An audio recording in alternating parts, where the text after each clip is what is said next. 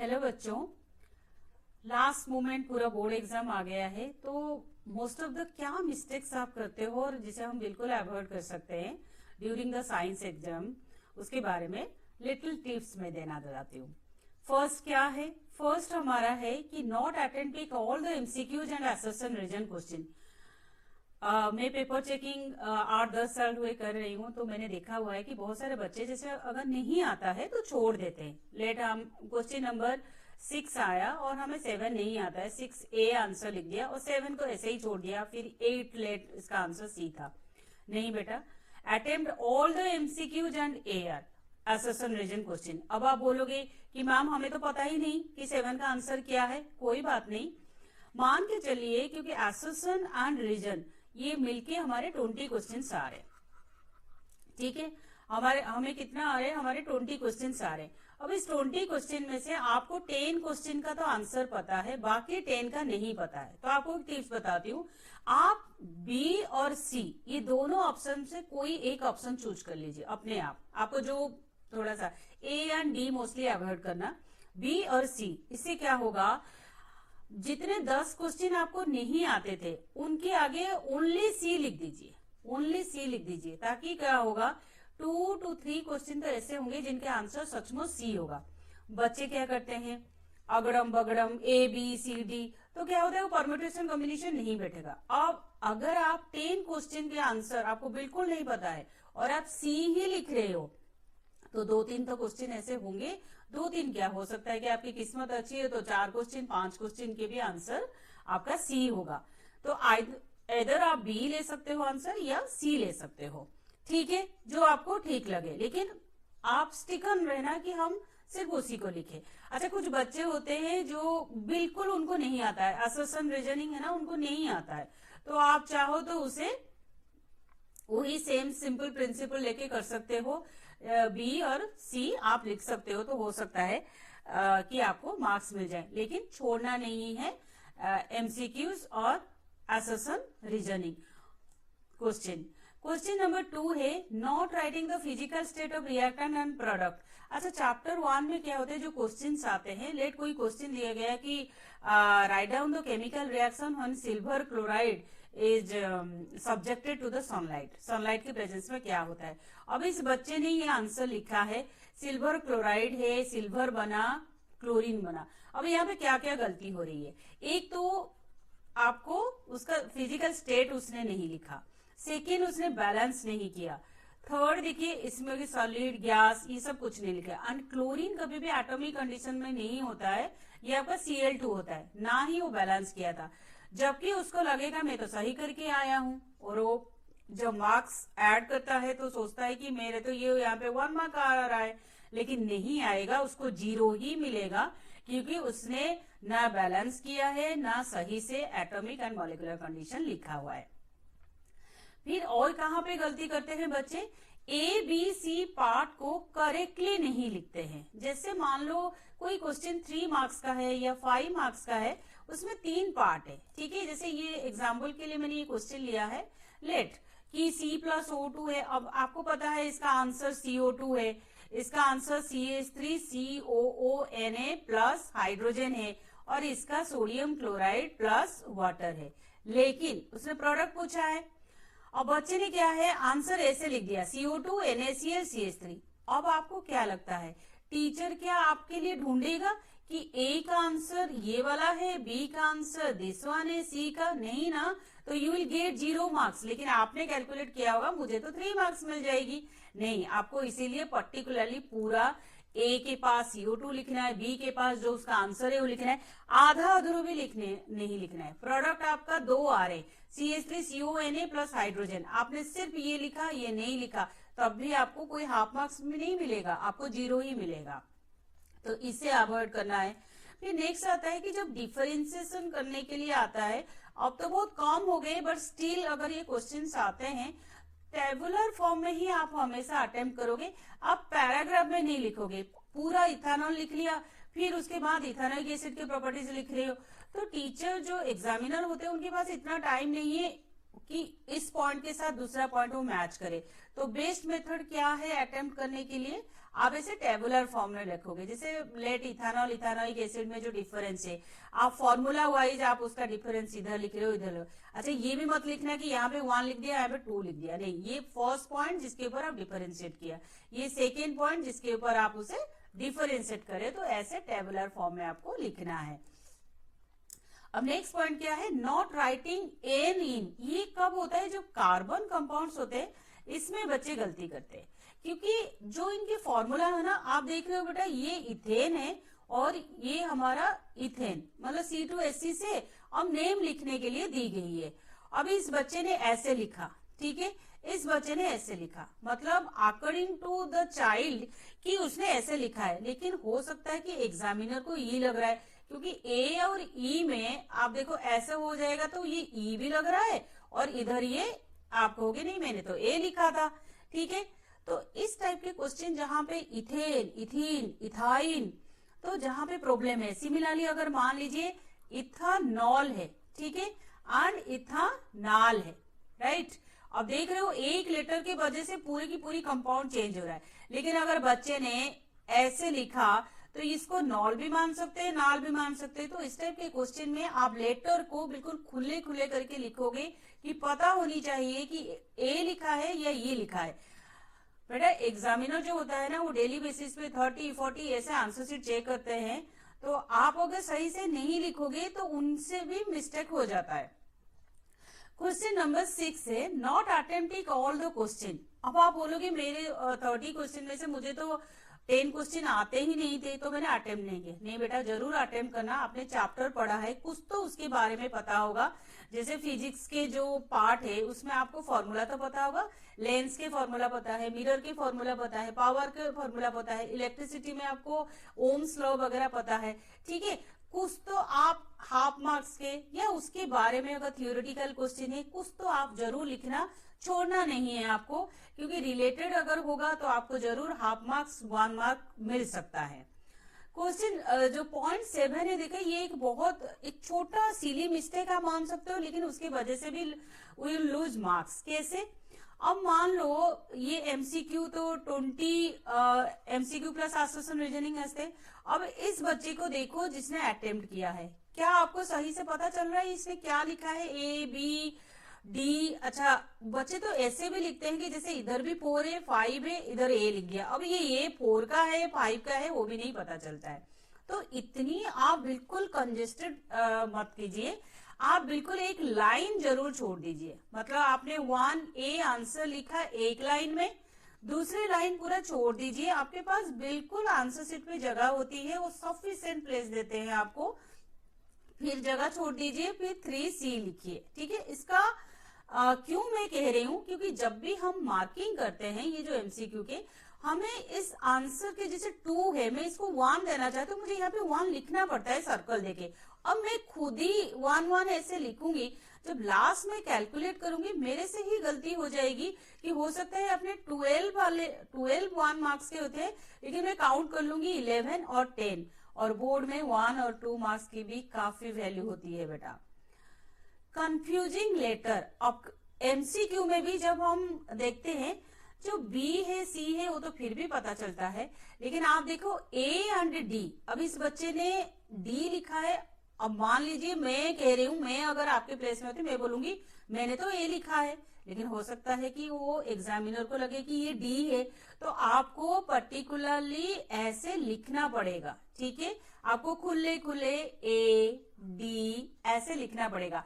आप ऐसे करके, अब ये भी देखो सी जैसा लग रहा है, ए भी हो सकता है सी भी हो सकता है, तो इसे ध्यान देना है क्योंकि 20 मार्क्स के क्वेश्चंस आते हैं इस टाइप के।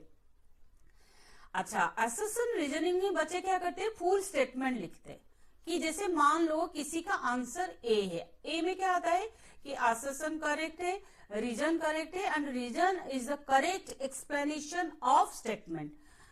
फिर सेकेंड बी पार्ट में क्या लिखा जाता है, स्टेटमेंट करेक्ट है, रीजन करेक्ट है, reason is not the explanation to the statement. तो बच्चे क्या करते हैं, अब इस बच्चे को देखिए, इसने लिख दिया statement is correct, reason is correct, लेकिन उस टाइप का कोई ऑप्शन ही नहीं है। इसके आगे भी उसको आइदर, अगर इस टाइप के लिख रहा है तो उसको आगे भी लिखना पड़ेगा कि is not the correct explanation. तो बेटर है कि इतने आप लंबे लाइन लिखोगे तो आपसे गलती हो जाएगी। तो बेटर है कि आप ए लिखना चाहते हो, बी लिखना चाहते हो, उसे लिख लो, आपको जरूरत ही नहीं है ये पूरी पूरी स्टेटमेंट लिखने की। नेक्स्ट पॉइंट में starting answer for the middle of the page. अब मोस्टली देखा गया है कि अगर 100 बच्चे एग्जाम दे रहे हैं ना बेटा, 100 में से 3-4 बच्चे तो ऐसे ही लिखते हैं, मतलब वो आंसर क्या करते हैं, आंसर सीट के यहां से शुरू करते हैं। आई डोंट नो व्हाई, लेकिन वो यहां से शुरू करते हैं। ठीक है, अब मान लीजिए ये 2 मार्क्स का क्वेश्चन था, इसमें था respiration is an exothermic process, methane is an alkane. Let मैंने 1 मार्क्स इस को दिया जाता है। जब भी बोर्ड में चेकिंग होती है, पार्ट वाइज चेकिंग होती है, दैट मीन्स इस पार्ट के लिए मैंने 1 मार्क्स दे रही हूँ उस बच्चे को, इस पार्ट के लिए 1 मार्क्स दे रही हूँ। लेकिन आप देखो, मैं इसको सर्कल नहीं घुमाऊंगी। सर्कल कहाँ घुमाना होता है, हमें जहां पे आंसर 10 लिखा हुआ है, जहां पे बच्चे ने क्वेश्चन का नंबर लिखा है, उसके साथ सर्कल घुमाना होता है। अब इस बच्चे ने सेंटर में लिखा है, तो मैं सेंटर पे ही मुझे लिखना पड़ेगा, मैं यहाँ पे नहीं लिख सकती, क्योंकि यहाँ पे तो कुछ लिखा नहीं होगा बच्चे ने। अब जब हम रीकाउंटिंग होती है, अब मैंने चेक कर लिया, अब जब रीचेकिंग होती है तो रीचेकर जो होता है वो लेफ्ट साइड को क्या करता है, ऐड करता है और फिर फ्रंट पेज के साथ कंपेयर करता है। अब आप देखिए, अगर वो आंसर सीट ऐसे ऐसे कर रहा होगा, वो तो सेंटर ही उसका छूट जाएगा, वो देख नहीं पाएगा। ठीक है, तो आपको लेफ्ट साइड में ही हमेशा क्वेश्चन नंबर लिखना है। नेक्स्ट पॉइंट जो है, writing of answer serial wise. बच्चे सोचते हैं अगर हम सीरियल वाइज नहीं लिखेंगे तो हमें मार्क्स नहीं मिलेगा, मतलब क्वेश्चन नंबर 1 के बाद 2 करना है, या जैसे मान लो हमारी सेक्शन बी है, उसमें 21 क्वेश्चन कर लिया मैंने, मुझे 22 नहीं आ रहा है। ठीक है, तो मैंने 22 को छोड़ दिया। और लेकिन बच्चे क्या करते हैं कि वो डर जाते हैं, उनको लगता है कि 21 के बाद ही मैं 22 कर सकती हूँ, तो यहाँ पे वो स्पेस छोड़ते हैं। ठीक है, यहाँ पे ये स्पेस छोड़ देती है, 4-5 लाइन का मेरा आंसर होगा, मैं बाद में देखूंगा। फिर 23, आपको ऐसे करने की जरूरत ही नहीं है। आप क्वेश्चन नंबर 21 आता है, कर लीजिए, 23 आता है, कर लीजिए। उसके बाद भी अगर 24, 25 के बाद आप 22 अटेम्प्ट करना चाहते हो, कर लो, बिल्कुल आपके मार्क्स नहीं कटेंगे, इसमें कोई मार्क्स नहीं होता है, कोई नेगेटिव मार्क्स नहीं होता है। ठीक है, लेकिन क्वेश्चन आपको छोड़ना नहीं है, क्वेश्चन का नंबर आप बस करेक्टली लिखना चाहिए। अब नेक्स्ट जो पॉइंट है, कलरिंग द बायोलॉजिकल डायग्राम। बहुत सारे, और ज्यादातर मैं गर्ल्स के लिए बोलूंगी, क्योंकि ये ना जिनको आर्ट में थोड़ा इंटरेस्ट होता है, वो बायोलॉजी के डायग्राम को सोचते हैं कि अगर हम कलरफुल बना देंगे तो हमें ज्यादा मार्क्स मिलेगा या एक अच्छा ही आएगा। ऐसा कुछ भी नहीं है, कभी भी नहीं लिखा जाता है 10th बोर्ड में कि आप उसे कलर करो। आप लेबलिंग के लिए क्वेश्चन आ सकता है, बट आप उसे कलर करने की जरूरत ही नहीं है, ना ही उसमें आपको टाइम वेस्ट करने की जरूरत है। ठीक है, तो आंसर जो होते हैं, और एक बात है कि आप जब आंसर लिख रहे हो आप कहीं से भी शुरू कर सकते हो। ठीक है, एक है, अगर आपको लगता है कि मुझे 5 मार्क्स के क्वेश्चन पहले अटेम्प्ट कर लेनी चाहिए, तो आप चाहो तो जो आपका सेक्शन ई है या सेक्शन डी है, लेट सेक्शन ई लास्ट है, तो मैं इसको भी पहले कर सकती हूँ, मुझे कोई प्रॉब्लम नहीं है, ना ही एग्जामिनर को कोई प्रॉब्लम है। स्टूडेंट, लेट मान लो 5 मार्क्स का क्वेश्चन सेक्शन ई में था और वो 30 नंबर क्वेश्चन है, कर लो, कोई बात नहीं, 31 आपने ई में कर लिया।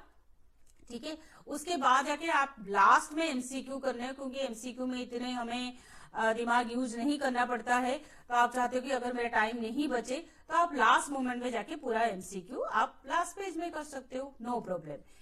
और एक पॉइंट है रफ पेज। आप रफ पेज आपको प्रोवाइड नहीं होता है, लेकिन आप ऐसे कर सकते हो, आप कोई एक लास्ट पेज जो है आंसर सीट का, उसको रफ पेज ऊपर लिख दीजिए और वहां पे सारे रफ वर्क करिए।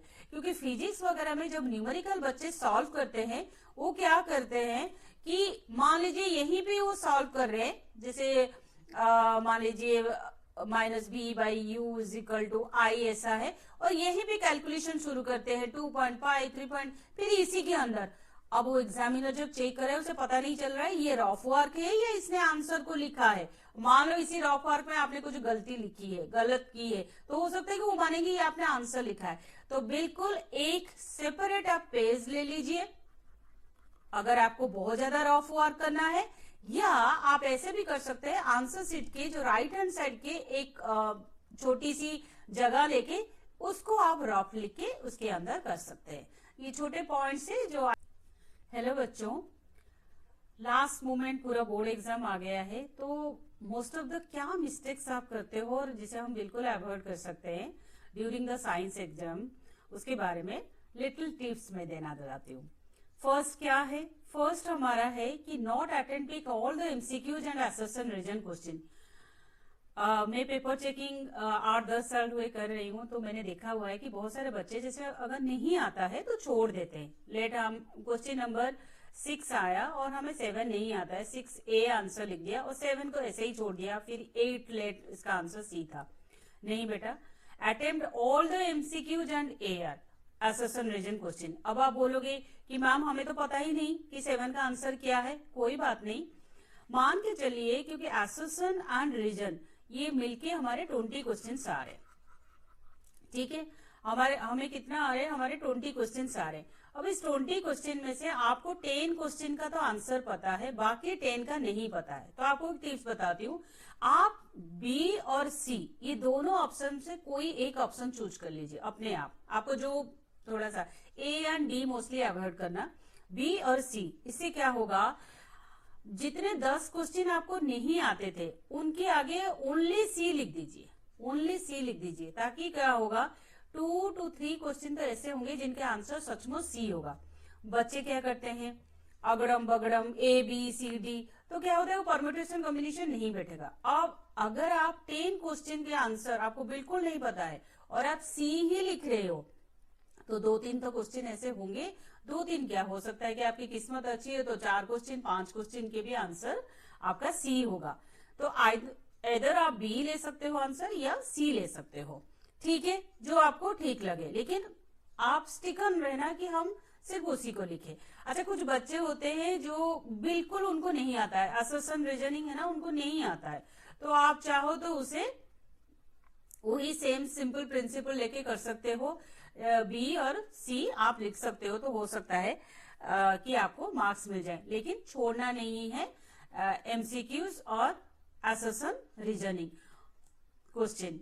क्वेश्चन नंबर 2 है not writing the physical state of reactant and product. अच्छा, चैप्टर 1 में क्या होते हैं, जो क्वेश्चंस आते हैं, लेट कोई क्वेश्चन दिया गया कि write down the chemical reaction when silver chloride is subjected to the sunlight. Sunlight के प्रेजेंस में क्या होता है। अब इस बच्चे ने ये आंसर लिखा है, सिल्वर क्लोराइड है, सिल्वर बना, क्लोरीन बना। अब यहाँ पे क्या क्या गलती हो रही है, एक तो आपको उसका फिजिकल स्टेट उसने नहीं लिखा, सेकेंड उसने बैलेंस नहीं किया, थर्ड देखिए इसमें सॉलिड गैस ये सब कुछ नहीं लिखा। एंड क्लोरीन कभी भी एटॉमिक कंडीशन में नहीं होता है, ये आपका Cl2 होता है, ना ही वो बैलेंस किया था, जबकि उसको लगेगा मैं तो सही करके आया हूं, और वो जब मार्क्स ऐड करता है तो सोचता है कि मेरे तो ये यहाँ पे 1 मार्क आ रहा है, लेकिन नहीं आएगा, उसको 0 ही मिलेगा, क्योंकि उसने ना बैलेंस किया है ना सही से एटॉमिक एंड मॉलिक्यूलर कंडीशन लिखा हुआ है। फिर और कहां पे गलती करते हैं बच्चे, ABC पार्ट को करेक्टली नहीं लिखते हैं। जैसे मान लो कोई क्वेश्चन 3 मार्क्स का है या 5 मार्क्स का है, उसमें 3 पार्ट है, ठीक है। जैसे ये एग्जाम्पल के लिए मैंने ये क्वेश्चन लिया है, लेट कि C+O2 है। अब आपको पता है इसका आंसर CO2 है, इसका आंसर CH3COONA प्लस हाइड्रोजन है, और इसका सोडियम क्लोराइड प्लस वाटर है, लेकिन उसने प्रोडक्ट पूछा है। और बच्चे ने क्या है, आंसर ऐसे लिख दिया CO2 NaCl CH3। अब आपको क्या लगता है, टीचर क्या आपके लिए ढूंढेगा कि A का आंसर ये वाला है, B का आंसर दिस वन है, C का नहीं ना, तो यू विल गेट 0 मार्क्स। लेकिन आपने कैलकुलेट किया होगा मुझे तो 3 मार्क्स मिल जाएगी, नहीं, आपको इसीलिए पर्टिकुलरली पूरा A के पास CO2 लिखना है, B के पास जो उसका आंसर है वो लिखना है, आधा अधूरा भी नहीं लिखना है। प्रोडक्ट आपका 2 आ रहे, CH3CONA प्लस हाइड्रोजन, आपने सिर्फ ये लिखा, ये नहीं लिखा, तब भी आपको कोई हाफ मार्क्स में नहीं मिलेगा, आपको 0 ही मिलेगा, तो इसे अवॉइड करना है। फिर नेक्स्ट आता है कि जब डिफरेंशिएशन करने के लिए आता है, अब तो बहुत कम हो गए, बट स्टिल अगर ये क्वेश्चंस आते हैं, टेबुलर फॉर्म में ही आप हमेशा अटेम्प्ट करोगे, आप पैराग्राफ में नहीं लिखोगे। पूरा इथेनॉल लिख लिया, फिर उसके बाद इथेनॉइक एसिड के प्रॉपर्टीज लिख रहे हो। तो टीचर जो एग्जामिनर होते हैं उनके पास इतना टाइम नहीं है कि इस पॉइंट के साथ दूसरा पॉइंट वो मैच करे। तो बेस्ट मेथड क्या है अटेम्प्ट करने के लिए, आप ऐसे टेबुलर फॉर्म में लिखोगे, जैसे लेट इथेनॉल इथेनॉइक एसिड में जो डिफरेंस है आप फॉर्मूला वाइज आप उसका डिफरेंस इधर लिख रहे हो इधर। अच्छा ये भी मत लिखना कि यहाँ पे 1 लिख दिया यहाँ पे 2 लिख दिया, नहीं, ये फर्स्ट पॉइंट जिसके ऊपर आप डिफरेंशिएट किया, ये सेकेंड पॉइंट जिसके ऊपर आप उसे डिफरेंशिएट करें। तो ऐसे टेबुलर फॉर्म में आपको लिखना है। अब नेक्स्ट पॉइंट क्या है, नॉट राइटिंग एन इन। ये कब होता है, जब कार्बन कंपाउंड्स होते हैं इसमें बच्चे गलती करते हैं, क्योंकि जो इनके फॉर्मूला है ना, आप देख रहे हो बेटा ये इथेन है और ये हमारा इथेन मतलब C2H6 से अब नेम लिखने के लिए दी गई है। अब इस बच्चे ने ऐसे लिखा, ठीक है, इस बच्चे ने ऐसे लिखा, मतलब अकॉर्डिंग टू द चाइल्ड कि उसने ऐसे लिखा है, लेकिन हो सकता है कि एग्जामिनर को ये लग रहा है, क्योंकि ए और ई में आप देखो ऐसे हो जाएगा तो ये ई भी लग रहा है और इधर ये आप कहोगे नहीं मैंने तो ए लिखा था, ठीक है। तो इस टाइप के क्वेश्चन जहां पे इथेन इथीन इथाइन, तो जहां पे प्रॉब्लम है, सिमिलरली अगर मान लीजिए इथानॉल है, ठीक है, एंड इथानॉल है, राइट। अब देख रहे हो एक लेटर के वजह से पूरी की पूरी कंपाउंड चेंज हो रहा है, लेकिन अगर बच्चे ने ऐसे लिखा तो इसको नॉल भी मान सकते हैं नाल भी मान सकते हैं। तो इस टाइप के क्वेश्चन में आप लेटर को बिल्कुल खुले खुले करके लिखोगे कि पता होनी चाहिए कि ए लिखा है या ये लिखा है। बेटा एग्जामिनर जो होता है ना वो डेली बेसिस पे 30-40 ऐसे आंसर शीट चेक करते हैं, तो आप अगर सही से नहीं लिखोगे तो उनसे भी मिस्टेक हो जाता है।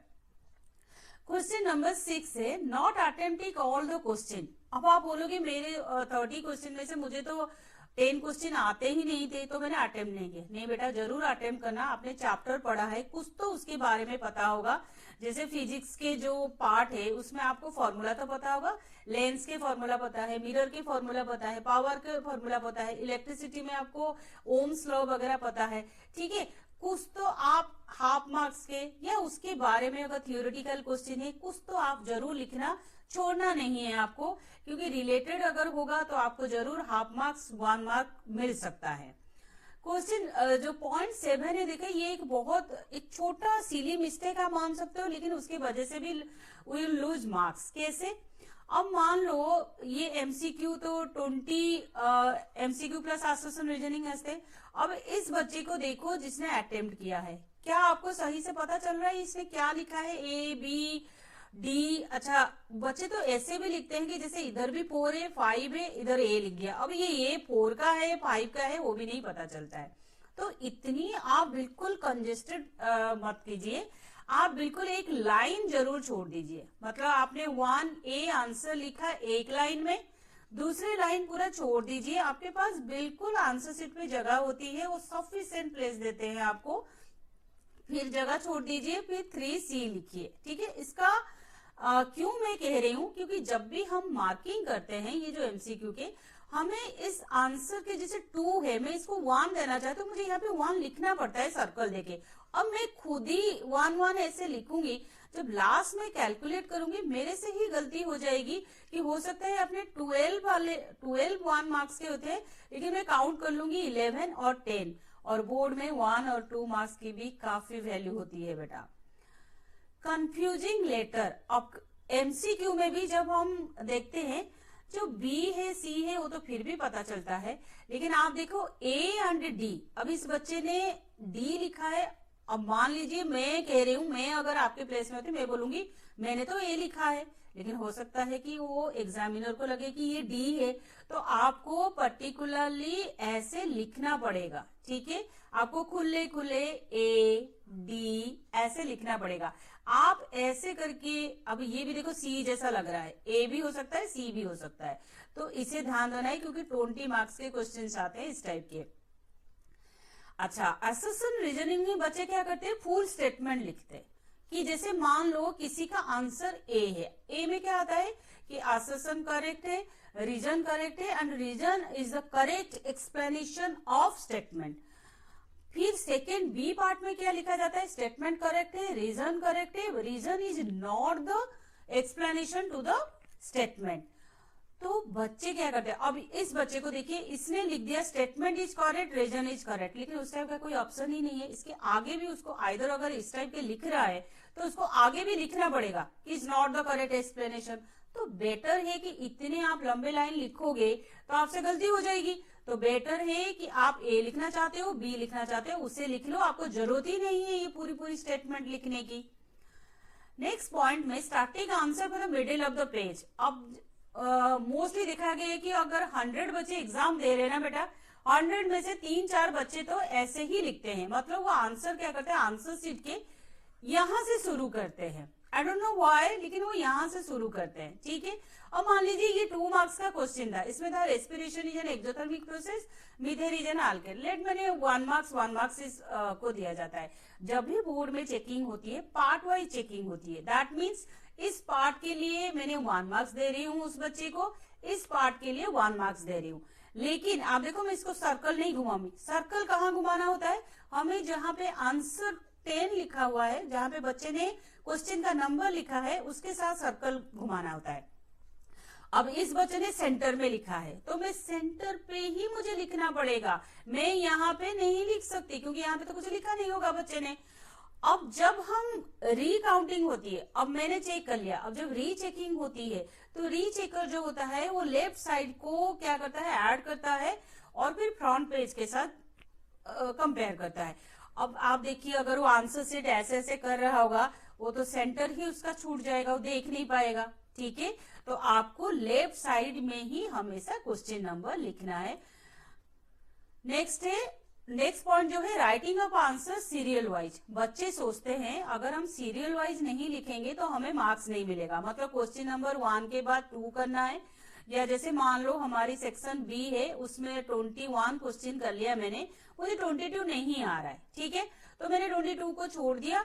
और लेकिन बच्चे क्या करते हैं कि वो डर जाते हैं, उनको लगता है कि 21 के बाद ही मैं 22 कर सकती हूँ, तो यहाँ पे वो स्पेस छोड़ते हैं। ठीक है, यहाँ पे ये स्पेस छोड़ देती है, 4-5 लाइन का मेरा आंसर होगा, मैं बाद में देखूंगा। फिर 23, आपको ऐसे करने की जरूरत ही नहीं है। आप क्वेश्चन नंबर 21 आता है कर लीजिए, 23 आता है कर लीजिए, उसके बाद भी अगर 24, 25 के बाद आप 22 अटेम्प्ट करना चाहते हो कर लो, बिल्कुल आपके मार्क्स नहीं कटेंगे, इसमें कोई मार्क्स नहीं होता है, कोई नेगेटिव मार्क्स नहीं होता है।